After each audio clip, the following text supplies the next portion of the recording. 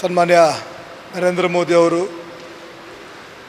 3ನೇ ಬಾರಿ ಪ್ರಧಾನಿಯಾಗಿ ಪ್ರಮಾಣವಚನ ಸಂದರ್ಭದಲ್ಲಿ ಇಡೀ ದೇಶ ಮಾತ್ರ ಇಡೀ ವಿಶ್ವವೇ ಆ ಭಾಗದ ಭಾರತೀಯರು ಸೇರಿಕೊಂಡು ಸಂಭ್ರಮಾಚರಣೆ ಮಾಡಿದರು.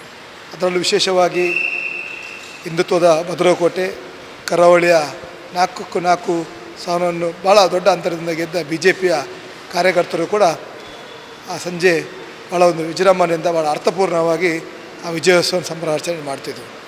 ಆದರೆ ಇವತ್ತು ನಮ್ಮ ಕರ್ನಾಟಕದಲ್ಲಿ ಆ ಪರಿಸ್ಥಿತಿಗಳೆಲ್ಲ ಬದಲಾಗಿದೆ. ಯಾಕೆಂದರೆ ಇವತ್ತು ಪೊಲೀಸ್ ಇಲಾಖೆಗಳನ್ನು ಇವತ್ತು ಕೈಕಟ್ಟಿ ಅವರ ಕಚೇರಿ ಮೂಲಕ ಅವರಿಗೆ ಸೂಚನೆ ಕೊಡುವಂಥ ಕೆಲಸ ಕಾಂಗ್ರೆಸ್ಸಿಗರು ಮಾಡ್ತಿದ್ದಾರೆ. ಇವತ್ತು ಕಾಂಗ್ರೆಸ್ಸಿನ ರಾಜ್ಯಾಧ್ಯಕ್ಷರಿರ್ಬೋದು, ಗೃಹ ಮಂತ್ರಿಗಳಿರ್ಬೋದು, ಸಿದ್ದರಾಮಯ್ಯನವರು ಕೇವಲ ಒಂದು ಅನ್ಯ ಕೋಮಿನ ಓಲೈಕೆಗಾಗಿ ತನ್ನ ರಾಜಕೀಯಗಳನ್ನು ಮಾಡ್ತಿದ್ದಾರೆ.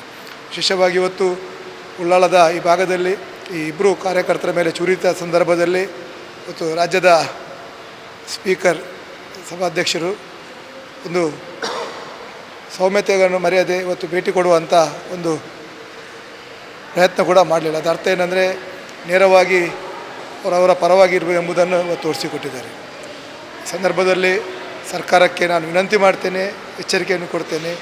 ಒಂದು ವೇಳೆ ಇದೇ ರೀತಿ ಪ್ರವೃತ್ತಿ ಪೊಲೀಸ್ ಇಲಾಖೆಯವರು ಕೈಕಟ್ಟಿ ಈ ರೀತಿ ಕೃತ್ಯಕ್ಕೆ ಸಹಕಾರ ಮಾಡಿದಂಥ ಖಂಡಿತವಾಗಿಯೂ ಇದಕ್ಕೆ ಇನ್ನು ಸಮಾಜ ಇದನ್ನು ಸಹಿಸುವುದಿಲ್ಲ. ಸರಿಯಾದ ಉತ್ತರವನ್ನು ಮುಂದಿನ ಈಗಾಗಲೇ ನಾವು 2 ಚುನಾವಣೆಗಳಲ್ಲಿ ಕೊಟ್ಟಿದ್ದೇವೆ. ಮುಂದಿನಲ್ಲಿ ಕೂಡ ಇದಕ್ಕೆ ನೇರವಾಗಿ ಇದಕ್ಕೆ ಉತ್ತರವನ್ನು ಕೊಡ್ತೇವೆ.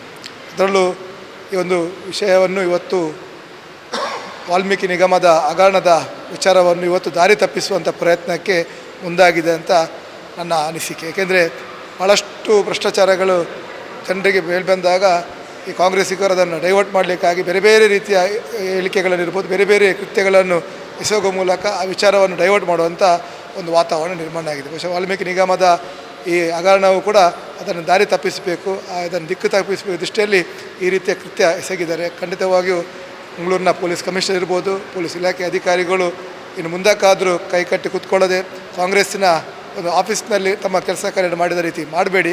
ತಮಗೆ ಸರ್ಕಾರ ಸಂಬಳ ಕೊಡೋದು. ಇವತ್ತು ಕಾಂಗ್ರೆಸ್, ನಾಳೆ BJP ಬೇರೆ ಪಕ್ಷ ಬರ್ತದೆ. ಆದರೆ ತಮ್ಮ ಕರ್ತವ್ಯ ಜವಾಬ್ದಾರಿಯನ್ನು ಪ್ರಾಮಾಣಿಕವಾಗಿ ನಿರ್ವಹಿಸಿ, ಇಲ್ಲದಿದ್ದಲ್ಲಿ ಮುಂದಿನ ದಿನಗಳಲ್ಲಿ ಆ ಪರಿಣಾಮ ಏನಾಗುವುದೆಂಬುದನ್ನು ತಾವು ಕೂಡ ಅರ್ಥ ಮಾಡಬೇಕಾಗ್ತದೆ. ಆ ಸಂದರ್ಭದಲ್ಲಿ ಇವತ್ತು ಇಬ್ಬರು ಕಾರ್ಯಕರ್ತರನ್ನು ಕೂಡ ಆಸ್ಪತ್ರೆಯಲ್ಲಿ ನಾವು ಭೇಟಿ ಮಾಡಿದ್ದೇವೆ, ಅವರಿಗೆ ಧೈರ್ಯ ತುಂಬುವಂಥ ಕೆಲಸ ಮಾಡಿದ್ದೇವೆ. ಖಂಡಿತವಾಗಿಯೂ ಒಬ್ಬ ಶಾಸಕನಾಗಿ ಈ ಭಾಗದ ಜನರ ಒಟ್ಟಿಗೆ ಸದಾ ಇರ್ತೇನೆ. ಹಿಂದೆ ಇದ್ದೇವೆ, ಇವತ್ತಿದೆ, ಮುಂದೆ ಕೊಡಿದ್ದೇವೆ. ಸರಿಯಾದ ಭಾಷೆಯಲ್ಲಿ ಅದಕ್ಕೆ ಸರಿಯಾದ ಉತ್ತರವನ್ನು ನಾವು ಕಾರ್ಯಕರ್ತರು ಅದಕ್ಕೆ ಕೊಡಲಿಕ್ಕೆ ಬದ್ಧರಿದ್ದೇವೆ.